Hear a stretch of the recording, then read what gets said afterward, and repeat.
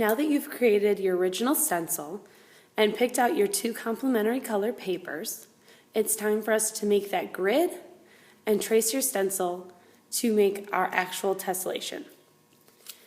I'm going to start on my yellow paper. You'll just need one of your papers to start. And you're going to use a ruler to mark every 3 inches on the bottom, the long side, and the top of the long side, and the same on both the short sides, making sure that they match. So I've lined it up over here, my 0 line. Move it up so it's a little easier to see. And make sure that if yours starts a little in on your ruler, that wherever this first 0 line is, that's what matches up with your paper. And then I look to the number 3, and I make a small mark. And then I go to 6, which is just 3 more inches. And 9. And my paper ends right at 12, which is another 3 inches. Now we do the top. I like to put my ruler this way. You can always just turn your whole paper over, but we want to make sure that it matches. So I've got it nice and straight at the 3, at the 6, and the 9. 12 is at the edge of your paper. Now I'm going to turn it sideways. Same numbers, just a little bit shorter. So at the 3 and the 6. This time 9's at the edge of my paper, so now I'm going to move it down. And the last few, the 3 and the 6. Now that I've got these marks across the paper, I just make the grid using the ruler. Make your lines light, which means don't press too hard. You want to keep it nice and light. That way you can always erase them later when you're putting your grid on.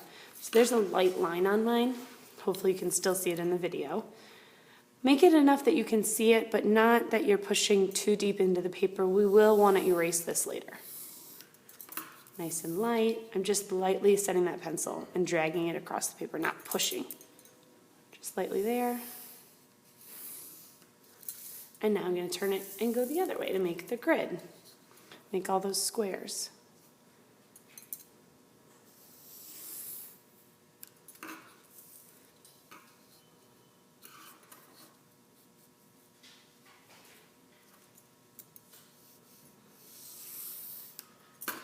Okay, now I have my grid, and the next step is going to be using your stencil and your other paper to trace it.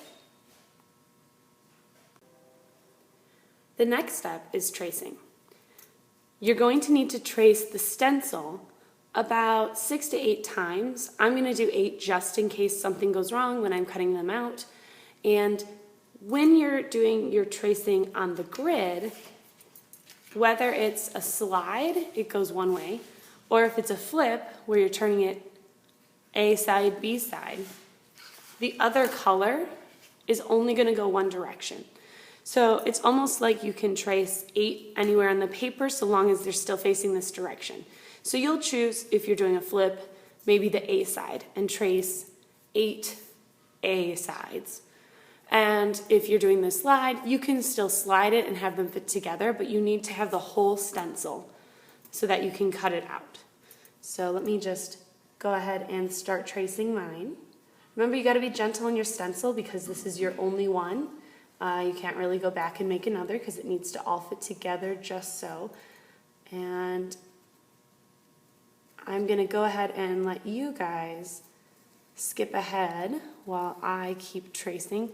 I'm only doing mine in marker so you can see it. You'll keep working in pencil. I finished tracing 6 whole pieces, and I've done the bottom here. It's not a complete stencil, but just a little. Now I'm going to go and cut these out. Don't just cut through those edges that you might need. You really need to take your time and cut each one out on the lines so that you have more than enough to work with.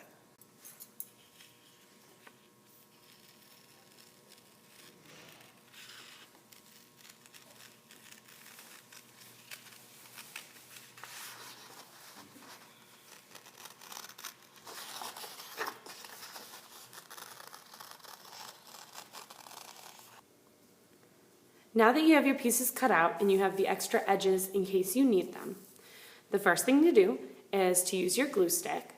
Make sure you cover all the edges and glue them in the right places to make your tessellation. So here's the back of mine. I'm making sure I get all the corners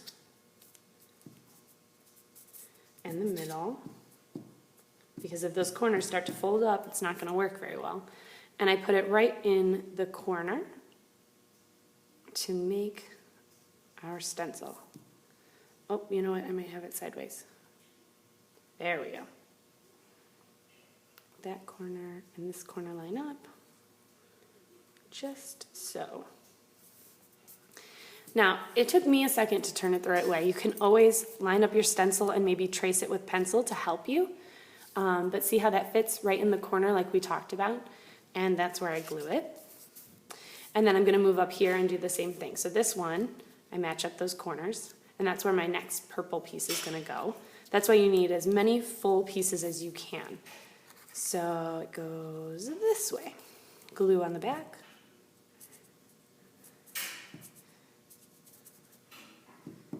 Get the corners. And make sure it fits in there as nicely and neatly as you can. Because remember, if the tessellation doesn't fit right, it's not going to work. There we go.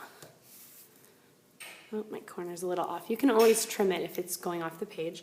And now I need one down here. This one is definitely going to need to be trimmed, so I'm going to make sure I don't put glue all over the bottom because I'm going to trim it off anyway. But for sure these top parts are going to need lots of glue to hold it on.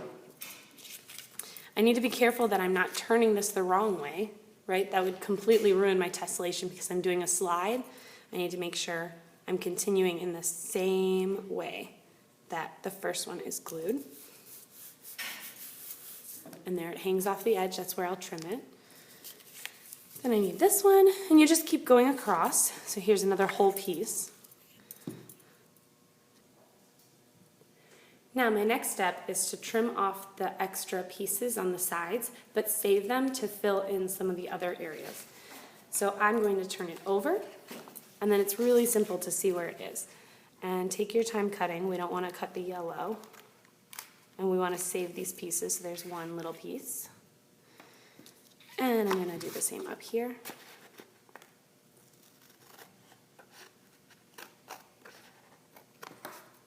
Two little pieces. Oh, must have a little glue. And two more.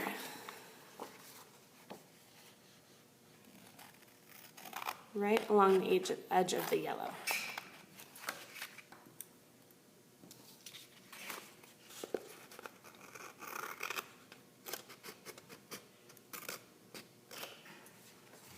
Now I turn it back over. I've got these little edges.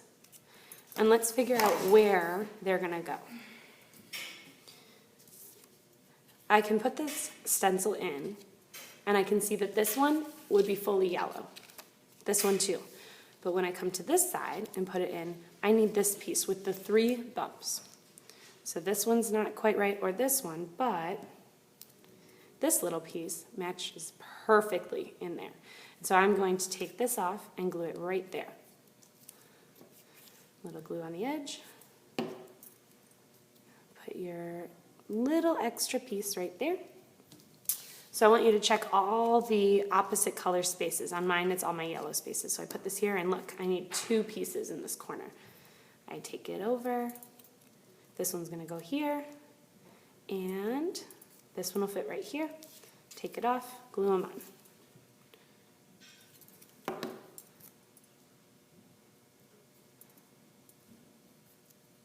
And a little bit right here.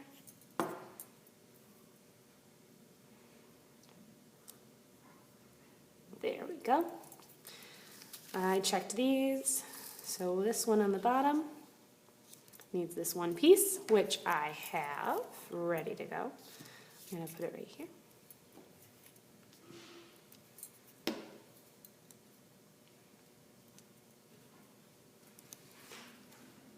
And I just need to double check this guy. And if you look, it doesn't need any extra pieces. So now I use those scraps to complete the edge of my tessellation. I'm going to go in and erase these lines and add the detail to make mine look like my picture in the tessellation.